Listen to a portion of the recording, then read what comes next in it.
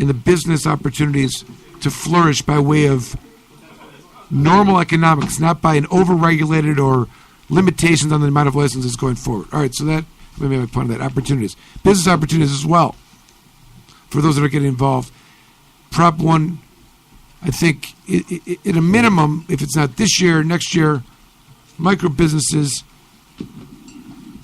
for those that want to be involved in the marketplace, it's there. Of course, hemp has another aspect of this.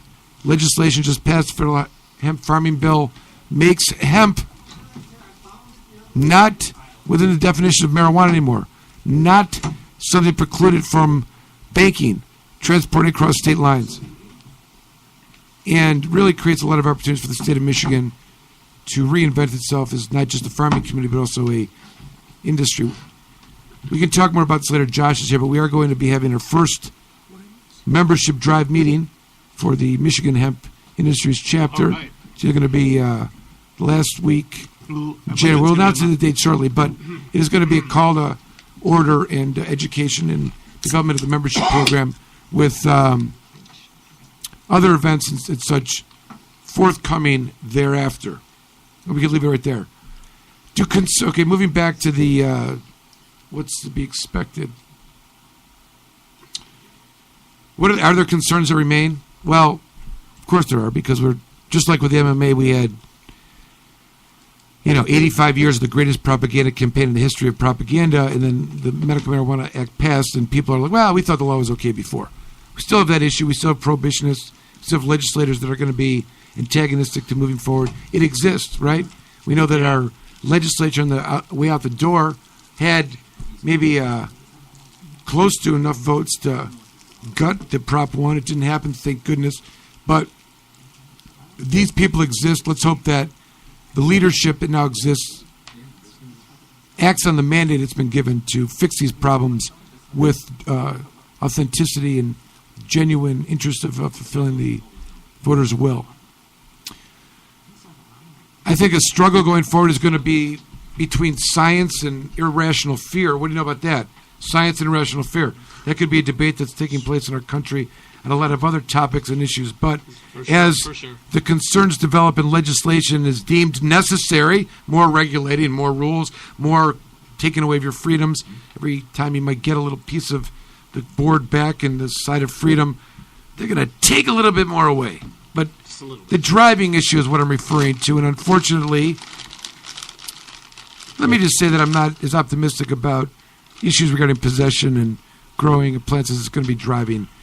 I don't agree that this is what should happen. I think, as I'm trying to make the point, science should dictate this, and if they can come up with a viable number, quote unquote, that shows impairment in a way which has not been established and is not something that has been suggested should be done and has failed miserably in other states that have tried to do it, yet seems to be a desire by committees and by proxy of desire of the law enforcement community, again, wanting a conclusion without science to base it. Suspend your rational belief and just believe is what they're asking. So that's some of the concern ourselves with, but let's hope that science wins in the end. And yay, science. I think there's definitely some struggles going on. I mean, I think we still got cases on dockets, criminally charged. Mm-hmm. Got people in transition phases, people calls wanting to resolve things, but not like the world's really significantly or substantially changed, right? It's not like calls like, oh, now that not just Prop 1 passed, we have a new administration, we're going to offer you up a civil infraction. That's not happening. They're not. And my position is as follows: is it right that if today somebody, I understand, like if a crime occurred in 2016 or 17 or 18, when the law was illegal or a felony, right? The marijuana laws. But today they plead guilty, and the judges come up with a sentence today, considering all things, even if the law at the time was illegal, right? Still today, the sentence has to be proportional to the penalty. And, the argument that people that have been on probation for 3 years and they've got another year or two left on their sentence today are arguably within a disproportionate sentence, because the contemplation of 3 years probation was that marijuana would be illegal at all times, right? And proportionately to that fundamental felonious behavior, those probation and what goes along with it as a punishment is just or warranted. Can the same be said if today the law is not? Or was the proportionality of the sentence intended to be 3 years, thinking that, well, every year that you're going to be on probation, marijuana is going to be legal, cannot be deemed the same? And certainly the punishment that was deemed 2 years ago would not be the same under today's laws, making it even seem to be less proportionate if the same kind of sentence was continued. Anyways, as a side note, but I don't know that prosecutors are getting on board the Camorran train on that theory just yet. Maybe they will. Maybe they won't. Maybe the Court of Appeals won't or will, and who knows? We'll figure that one out later on. But I still have pending felony cases. And let me make my list very clear of these prosecutors' offices. Should we just name them? Name Cut them. people out. Should we make a list? Do it. Shiler? Like that? Shiler, you want to list yours? Do it. Come on. Shiler's got a list. They had it Shiler earlier. loves listing public officials that he doesn't agree giving with. me his list, and for a price, I will share it. I will say that it's odd in some jurisdictions, and not all of them. I have had some dismissals of cases that were going to get dismissed, whether or not it was Prop 1 or not. You know, it was an excuse for them to save face, maybe. There are some where people have actually dug in harder, literally. Like the fight has escalated because of it. I would also say in these communities where that has happened, they have people working within their law enforcement community that have literally been diagnosed with, or could be deemed diagnosed with reefer madness. Oh no! Seriously, like That they are sounds so committed to the serious. criminalizing of marijuana, the combination of medical Yeah. and now legalization has set them off. Like they literally cannot.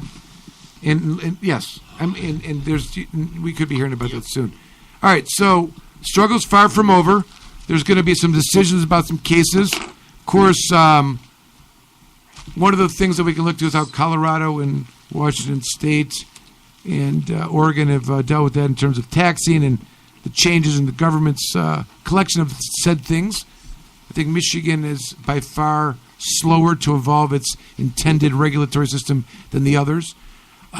Social clubs, private clubs, will be a thing of 2019. We can talk about that. Brad Forrester has terribly misinterpreted anything that may have been stated on behalf of Camorran Law. We can maybe address that a little bit. I think you might actually want to help Well, let me address catch that. my breath if I got to deal with Brad. Well, we're His going to take a allegations, break real quick, false and then allegations. we're going to come back, and we're going to talk about this very provocative posting regarding the new act and the gifting provisions and how they may or may not interplay with maybe transactions of other sorts. So it'll be fun. It'll be a good time. Here we go. Stay on the line, Brad. All right. Thanks.